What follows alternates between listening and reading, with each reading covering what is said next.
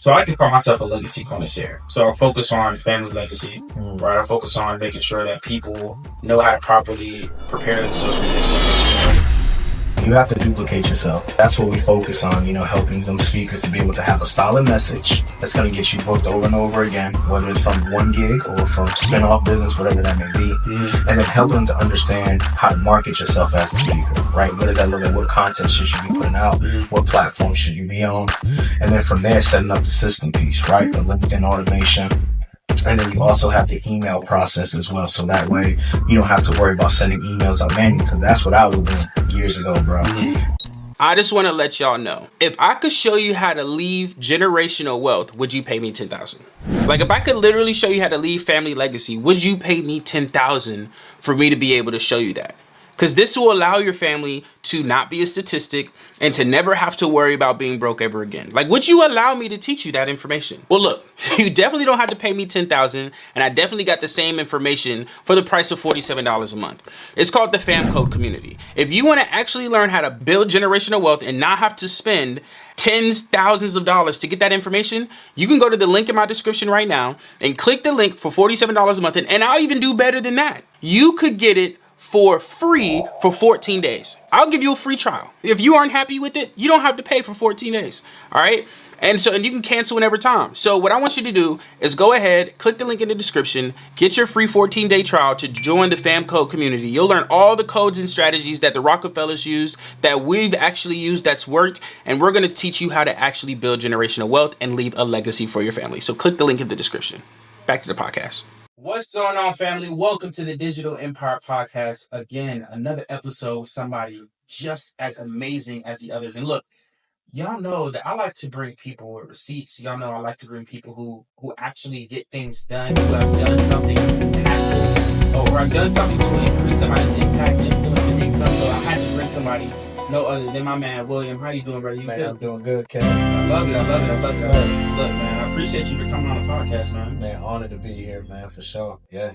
Man, that's great. So I want you to kind of tell the audience what you do, who you do, how you serve people. Yeah, for sure, man. So, pretty much what we do is we show speakers how to craft their message, package their message, and automate the process and to land 5-figure contracts in the education space. As everybody's trying to help people land paid speaking engagements and things of that nature, I took the route of the education space because that's what I've mastered. So, yeah, we've helped them to lock in onto the education space, man. So you said the education. Can you be a little bit more specific on education? Is everything good? You mentioned about education, like you're in the education space. Could you emphasize what you mean by education? Absolutely. So yeah, we focus on K-12 market. So that's elementary schools, middle schools, high schools, and then you got the college market. And you got educational conferences, and you got educational associations, educational programs. So it's a whole different type of thing, even juvenile detention centers. So all of that, yeah. You're very expensive too. So you said something about, I want to make sure I heard this correct. You said something about your offer, right? Yeah. So how does that work in the formal education space about your offer? So it works very well, King, because one of the biggest things that I've noticed is that a lot of speakers, they're busy speaking, but they're not crafting a message that gets them rebooked. And for me, what I realized in the beginning of my career is that I would get off the stage, but I wouldn't get booked again. Ooh. See what I'm saying? Yeah. So it's not about just speaking on stage. It's about creating a message that resonates with the audience and gets you booked over and over and over again. And so, understanding that piece right there and then going into the fact of how to be able to sell yourself, right? Because that's another issue that I dealt with, right? Is learning how to get on the call with the decision maker. I always tell people there's 2 types of audience. There's the audience of the decision maker, and then there's the decision maker's audience. Yeah, if you don't get past the decision maker, you're not going to get the audience. For sure. See what I'm saying? So, for sure. Yeah. You said a lot, and I want to kind of unpack that a little bit, right? Yeah. You mentioned getting rebooked, right? Now, I remember the first time I was speaking on stage. Now, you're talking rebooked at the same venue or rebooked period? And make sure I understand. Rebooked at the same venue. Okay, so this is what I definitely don't get rebooked. I maybe got rebooked maybe once, but not off of like someone booking, right? This is just based off relationship because I just enjoy speaking. It's actually exposure because, I'm teaching what I do and they are interested in what I do, right? So I kind of want to touch on that. Like what are some strategies that people can use to get rebooked? Oh yeah, man. So number one of the biggest things I call it is the magnetic rehook. And so what that simply means is that after I'm done with every engagement, I'm going up to the person that brought me in. And I'm going to say, hey, Mr. Marcus, this was an amazing time. I enjoyed myself. I have a couple questions to ask you. Question number one, right? Do you mind giving me a video testimonial? Why is that? We need social proof to be able to get our next gig, right?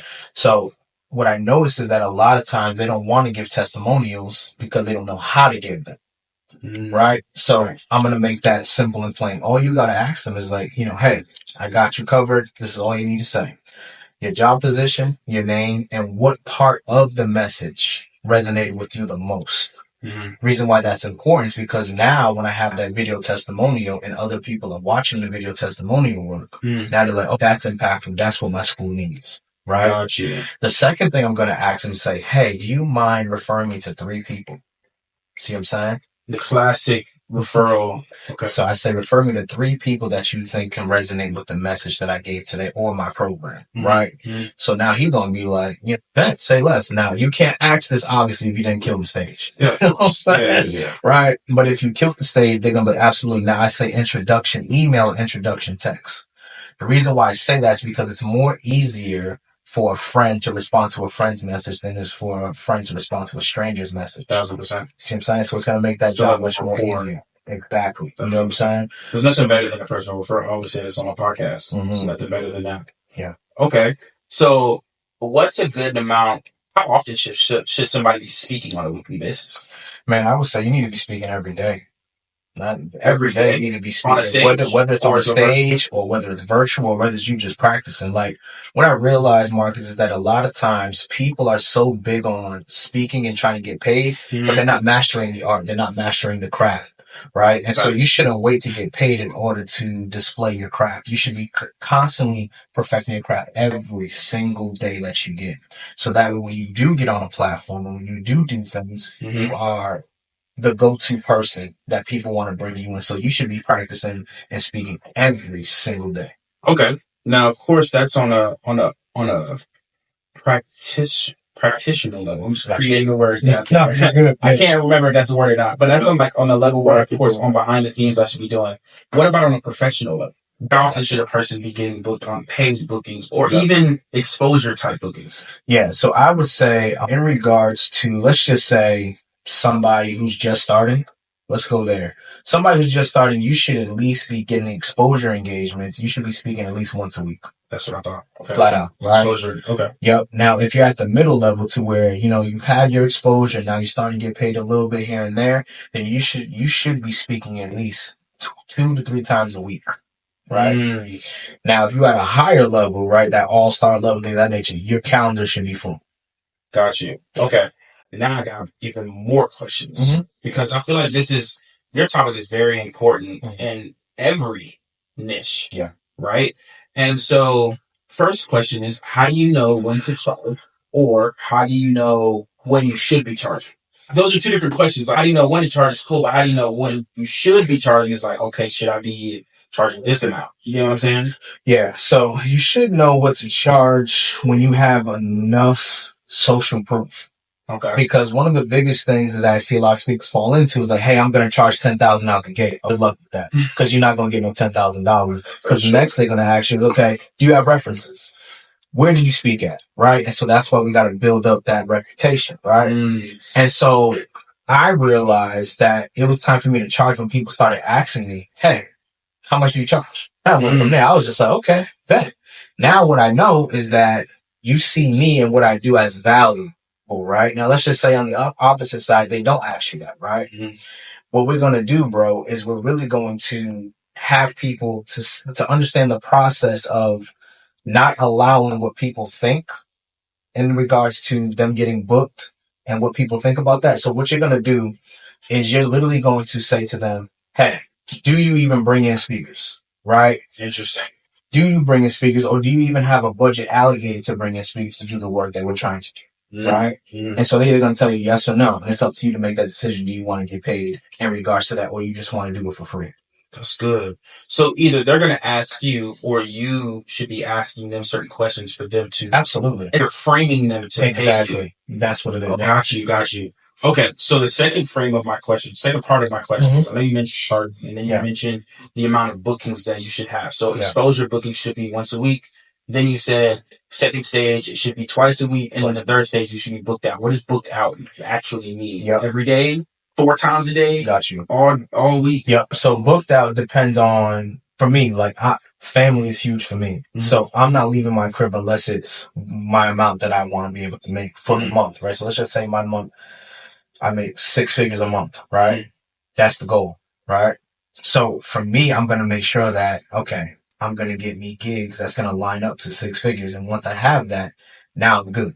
You see what I'm saying? Uh-huh. So I would honestly say it's just predicated on what your values are. You know what I'm saying? Because some people may not have a family like that, but they love to travel and do all this stuff. For sure. You know what I'm saying? But for me, I love to be home with the crib, so I gotta, double charge and things of that nature. So how many bookings do you get on a weekly or monthly basis? Yeah, so right now, man, I've really just been focusing on coaching. Mm-hmm. So, spending more time at the crib, but typically within a month span, I'm probably speaking anywhere between 5 to 10 times a month.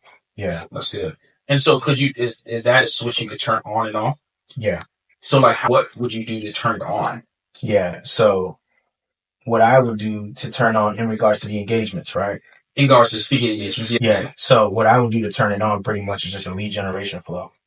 And read bookings and things of that nature, reaching out to people who I've already worked with in the past. Reaching back out. What do you mean lead generation flow? What does that mean? Yep. So I would get. I know for them. No, for sure, definitely. So you definitely want to make sure you have a pipeline of solid leads, Mm-hmm. so that way you can pick and choose who you want to work with and who you don't want to work with. And typically, our big source of that is LinkedIn. We're heavy on the LinkedIn piece, you know what I'm saying? Just building a database, and we pick and choose who we want to work with and, the price points in regards to who we want to charge. LinkedIn Sales Navigator type of thing. You don't even need LinkedIn Sales Navigator. I hear nowadays you can just go to these profiles and just hit them up directly. Yeah. You know what I'm saying? So LinkedIn Sales Navigator, you can use that if you want to, but it's not necessary. You don't have to. But I mean, and then of course you have cold calling and then email scrapping and then doing all that stuff. But I mean, so these are all outbound strategies that you're referring to. Okay, so that makes sense. So like for people who aren't familiar with outbound, inbound means that a lead comes to you, and outbound means that you have to reach out to the lead. They're cold, pretty much. Inbound is like warm/hot,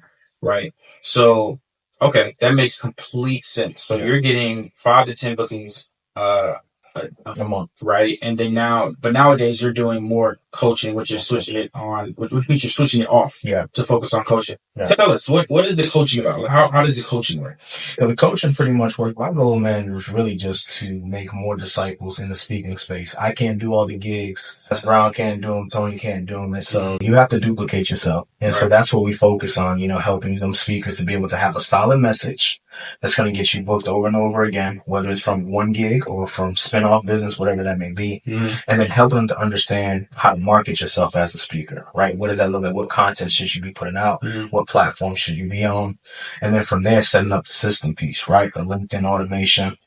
And then you also have the email process as well. So that way you don't have to worry about sending emails out manually, because that's what I was doing years ago, bro. Mm-hmm. I'll go to Google, high schools. Here I am. I'm just trying to one by one. Instead of doing that, I can just hire somebody to do all of that scrapping, create a CSV file and pop it into the database. And now these email campaigns are going out depending on which I want to do, whether it's Black History Month, whether it's Career Day, whether it's, some spring tour, all those different types of things. Yeah. So you're kind of marketing them on the holiday or events going on right now. And one of the big ones right now coming up is MLK Day, right? Valentine's Day. And then you got Black History Month, which is a big month for speakers. Really? Huge month. Oh, yeah. Why is that? Only because of our skin color, or just in general speakers? For us, definitely, man. They're always looking for, keynote assembly speakers. They're always looking for workshops to be facilitated on different types of topics, whether it's bullying, mental health, just educating us about the legacy of Malcolm X or Harriet Tubman. So, yeah. How do you place yourself as a speaker in schools? Mm-hmm. Like, I feel like that's a big thing. We talked about like lead generation, right? We talked about like how you should get booked, pricing wise, but like when you're reaching out to them, like how are we getting into these schools? Yeah, so the first thing is, you want to just pull up Google and just research schools in a 50-mile radius. Ask them, hey, do you bring in speakers for Black History Month workshops or, assemblies, you're going to say yes or no. They say yes, hey, I would love to get on the call with you to pretty much let you know what we do and how we can best serve your students. Get on a call with them and pretty much, you got to focus on what you do well. See, I always tell people that your audience is already within you. You don't have to look out. And so for me, when I go to speak in schools, I'm speaking to at-risk youth because I was at-risk youth, right? I'm going to speak to athletes because I lost a football scholarship, right? So I'm going to speak to what I've been through, and that's going to give me the expertise to be able to go in here because obviously a lot of these educators cannot relate to these students. So they need somebody to come in that can relate to them. Of course, and have that vulnerability, right? And those different types of things. But I would always tell people you got to look at what you have mastered through your life and allow that to be your guide in the school. So, you dealt with a lot of depression and all that type. Focus on mental health. Go in there and teach students about mental health and the importance of it. I'm sorry to interrupt you while you're watching this amazing podcast, but I just want to ask you a question. All right, let me ask you this. If I could show you how to build a trust, build life insurance policies, build a family business, all within 90 days, would you want to learn? 90 days or less. If you could learn how to protect your assets, pass it on to your children, or pass it on to whoever you want to pass it to, would you want to learn? Great, I thought so. So what I did is I actually ended up dropping a free training down below. You can actually learn absolutely free. Watch the free training. This will teach you everything about how we created a trust, a family trust, an international trust, all these types of trusts that exist. If you want to learn that information, if you want to learn how to establish family bank, if you want to learn how to properly establish an LLC, all of that is actually in the description below, and it's absolutely free, okay? So I want you to go ahead, hit that actual button below, learn that, get that, and I will see you in the free training. Peace. Back to the episode. Yeah, I always say that we are our own audience. That's good. I feel like a lot of people are struggling to find their own audience. I'm like, just look for yourself. Yeah. You know what I'm saying? Like, so when you said that, that's such a bar because a lot of people are struggling with that. Like what I've realized is there are different types of speakers. You got motivational speakers, you got athlete speakers, you got athletic. I don't know. There's so many niches in just the motivational space. There's a lot, right? You got traditional public speakers. You got, I could go on and on. I can't even remember all of my lifestyle speakers. Is now a new thing now that I've seen. Really, like just teaching how to lifestyle marketing. Teaching on lifestyle marketing. That's crazy. Like it's just a new. And what they'll call it, they'll just call it a professional speaker. That's what they'll call it. That's like the umbrella name for it. You have a professional speaker, and then you got like different types of niches under that. Like you got lifestyle, you got, traditional public speaking. Then you have, I specialize in trading. So you got people who teach on trading. You got all these different types of niches. Yeah. Right. So my thing is, how do you know which space to pick as a speaker? There's so many different things, and some of them mesh together too. Yeah. So how can you kind of like, as much as we say we're our own audience, but then we got to decide what title we are. Yeah. Or what, I don't want to say what box to fit in, but like you got to call yourself something. So like, how do we choose that? Yeah, that's good. I'm glad you're touching on that, man, because one of the biggest things that I tell a lot of speakers in my program flat out is like, yo, don't call yourself a motivational speaker. Reason why I say that, yeah, reason why I say that is because for me personally, and I only can speak for me, nobody else, right? Is that when I was calling myself a motivational speaker, and I was calling these schools or college campuses, I was like, hey, my name's Will Winfield, motivational speaker. I'd love to come in as a motivational kid. The next question I'll get is motivated about what? Right. Now I'm like, oh man, I don't know what I'm going to motivate, make up something. I don't know. Right. And so what I realized is when I went from motivational speaking to social and emotional learning consulting, that took my bookings from 26% to 76%. Oh, that's interesting. Just by the title, because it's a need. You see what I'm saying? And so at the end of the day, you have to be a specialist. And so one of the ways that I found out of being that is I looked at my life and I said, okay, let me start doing some research in regards to what fits best. And one of the pillars in social and emotional learning is responsible decision making. So I said, that makes sense. I can teach on that pillar because it's the decisions of why I lost a scholarship. It's the decisions to why I was a special education. It was the decisions because I was around the wrong individuals because of my decision making. So I said, man, you know what? Social emotional learning is a good fit for me. That's good. I've never heard of it explained like that. Ever call yourself a motivational speaker? Be very specific, and their title should be focused on person's need, not just a title. So I like to call myself a legacy connoisseur. I love it. Right. So I'll focus on family legacy. Right. I'll focus on making sure that people know how to properly prepare themselves for the next generation, right? My mom was very great at preparing us as a second generation. Because there's a statistic saying that by the second generation, 70% of your wealth will be gone. And by the third, 90% will be gone.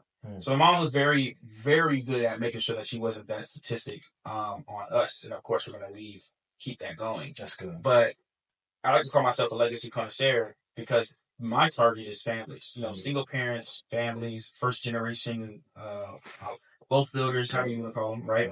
So let's go based off of my niche, right? I'm gonna ask yourself this question real quick. Yeah. I do love Steve, right? Yeah, for sure. Where would I go knowing that that's my niche?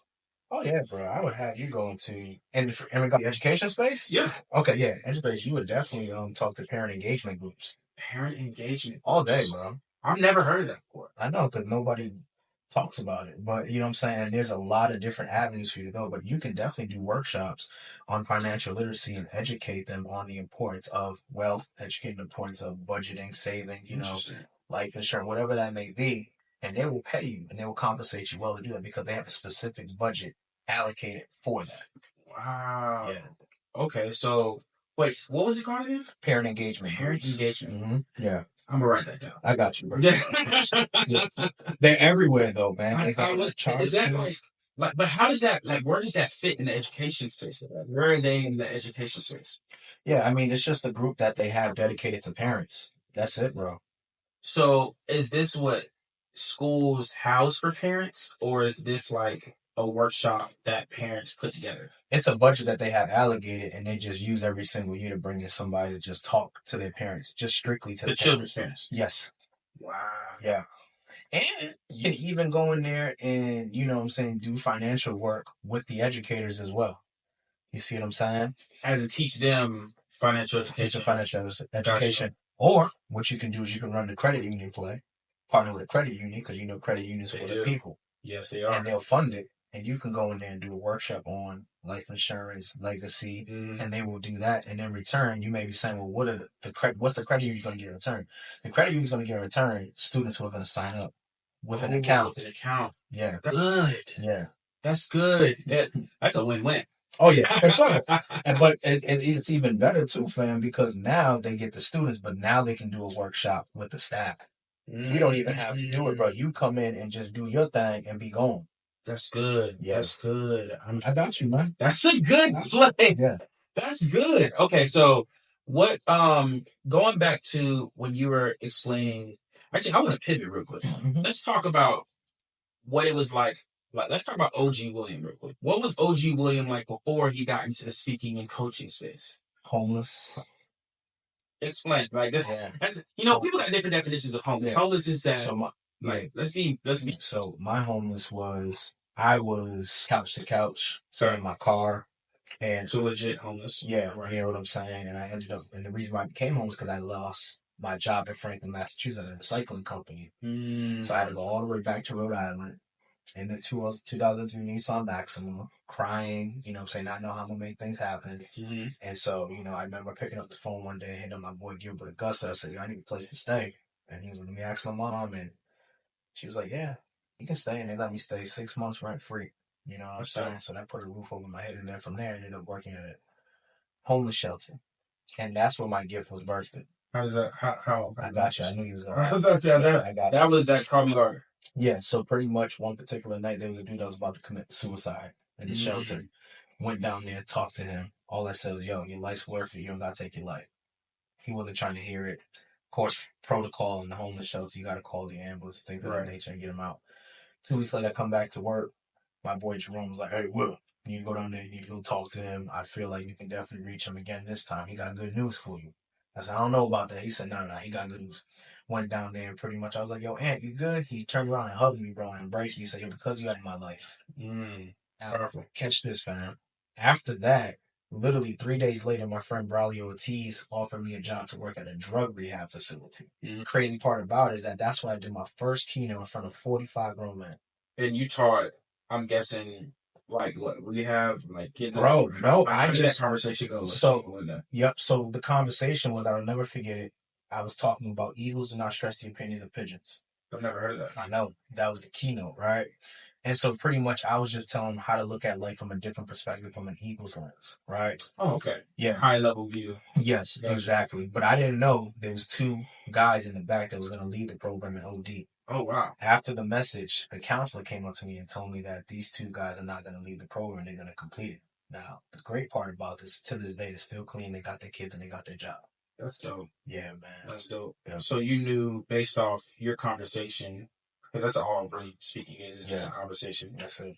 That you impacted somebody in that field. That's how often I'm speaking. Now, of course, the enjoyment of just having the attention is cool and all too. But like the impact that you have. I remember one time I was very big in the trading space, right? And I was very known. I remember I spoke one time, and as soon as I got off the stage, swarm of people. Do you know what I'm saying? Like hit me, it was like, oh my God, you've helped me, you made me so much money. I saved my house, blah blah blah blah blah, this, that, and the third. And I was like, that was the first time I ever had attention. So one, I didn't know how to take it, right? So like that, but I made sure to come off like standoffish, like I wasn't receptive, but I just wasn't receptive enough. Come on. You know what I'm saying? Because it's the first time that, a person's ever had attention because I'm just thinking, I'm speaking, like my mentor at the time was like, yo, you're really good at trading. You should teach these people how to trade. I was doing it for a while. But this was virtual, right? So I was helping them make money virtually. Of course, that's what trading is. But then there was this one in-person event. I spoke at the in-person event. He wanted me to do so. And I was like, all right, cool. I went off stage. They were like, oh my God. I was like, whoa, hold up. Let me get off I'm still on the steps, bro. Like, I can't even get off the stage yet. Wow. You know what I'm saying? It was the first time that I ever experienced that. But the impact, as you said you had with them, was the same thing that they said they had with me, right? And so since then, like I'm driven by impact, but I'm more adrenaline rush, that feeling that you get when you get off stage. You know what I'm saying? That's really what feeling is. Of course, the impact is great, the attention is great, but like the enjoyment of it. I think the process, the planning. Okay, what am I going to talk about? Going on stage and then speaking. That nervousness you get right before you get on stage, and it's gone as soon as you get on stage and start speaking. And then afterwards having the Q&A or talking to people. That whole experience is pretty dope. I think that I feel like I'm going to have this with my children, right? It's going to be absolutely mandatory for a person to do public speaking. Like there's like certain things that you get out of it, the character building that you have when speaking. Because it's the most scariest thing that most people go through. That's a fact. I don't know. Luckily, our mom had us do this when we were young. I did public speaking at the age of 11. So I never had the fear of speaking, right? And I think that's great because we started young. You have no fear.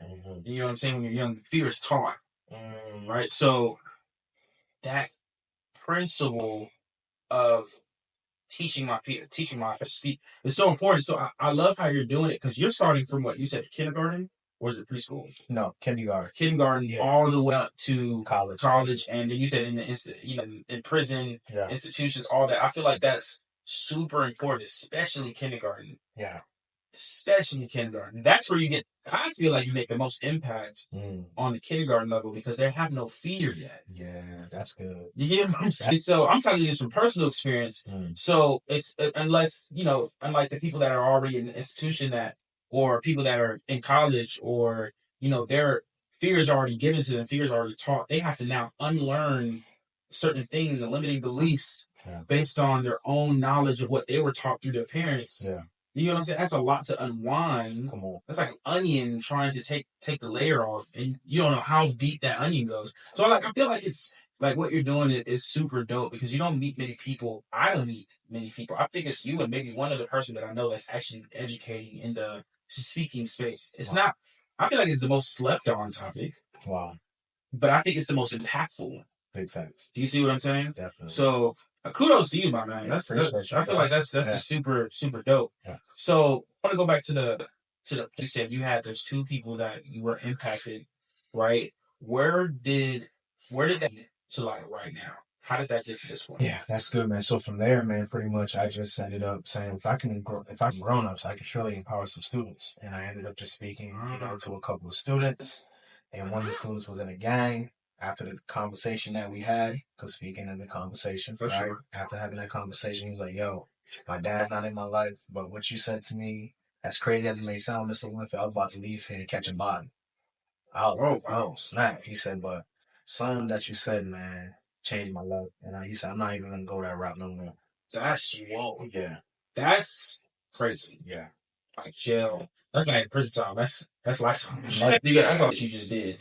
Yeah. I mean, even though somebody they were about to OD, I feel like that's a decision which could change their life, but that was like a lifetime decision. There's a difference. Yeah. A decision to change someone's life from a lifetime decision. That's crazy. So like, from there, like you went. How old was this person? Like what? 13. Catch somebody's at 13? Yeah, 13. It's living, boy. Yeah. Yeah. Crazy. What are you doing? People ain't catch bodies when and back before my time, they were like 18s, 20. They didn't even reach 21. Honestly, I don't think they ever reached 21. Yeah. You know what I'm saying? And so from there, pretty much, I just started, saying education space is where I need to be.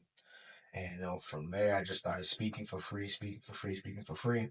And then, built my reputation up. And then from there, man, I just started landing, $250, $550, and then $1,000, $2,000, $3,000, $4,000, all the way up. And so now, I just pick and choose when I want to speak, how much I want to charge, and it's meant to make an impact and make an income and change the world and leave your legacy. That's great. Ask you this question. Big facts. What's the most expensive speaking engagement that you've had? Yeah, the most expensive speaking engagement I had was $30,000. 30,000? What was that for? Pretty much just an hour of work. $30,000 an hour. Yeah, for an hour of work. No, you won't. This is big right here, man. So yeah, I'm just thinking, like, man, come on now, man. $30,000 an hour. I think my hourly wage right now, it's probably like $5,000 an hour. You know what I'm saying? Or maybe even like maybe $3,000 an hour. But like $30,000 an hour? Yeah, that's different. Yeah. Is that all at once, or is that like payment plans? Like, no, how does all at once. Yeah. I get it paid in full. Yeah. Yeah, man. Yeah. That's crazy. Yeah. So like, what were you teaching at 30,000? Man, I was just doing an assembly on leadership. What?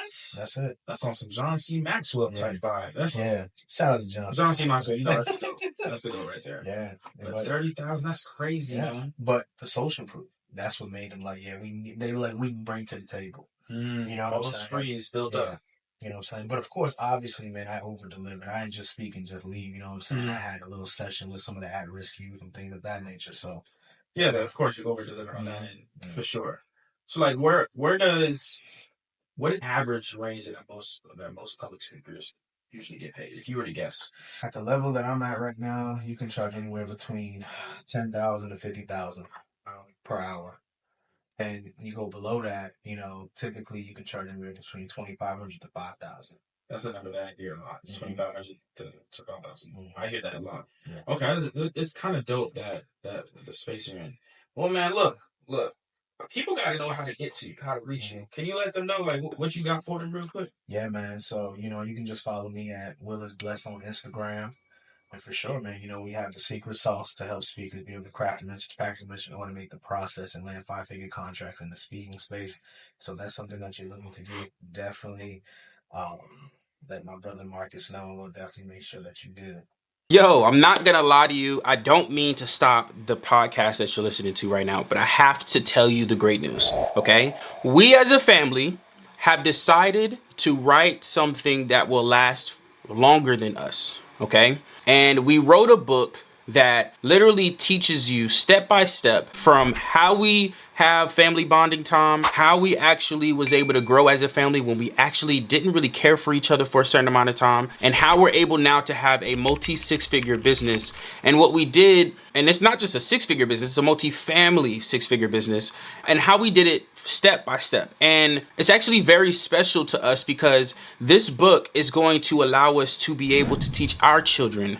And so what we're doing is we're not really writing it for y'all, we're writing it for our next generation and on. So they could actually have their own textbooks created by us. They could have their own books created by us. They're able to have everything they need within our actual family business and our actual family education, okay? So I want y'all to know, and we don't usually do this, but I want to give you the book, okay? I want to give you the book. If you click the link in the description, you can get the Family Business Bible today or the Black Rockefeller's book today. You can actually get this, and I'm gonna give it to you, and I want you to be able to just check it out, see how we were able to do it. It is absolutely crazy how we actually have created a generational book that we like to call this generational activities. Like, you should be having generational activities every single day.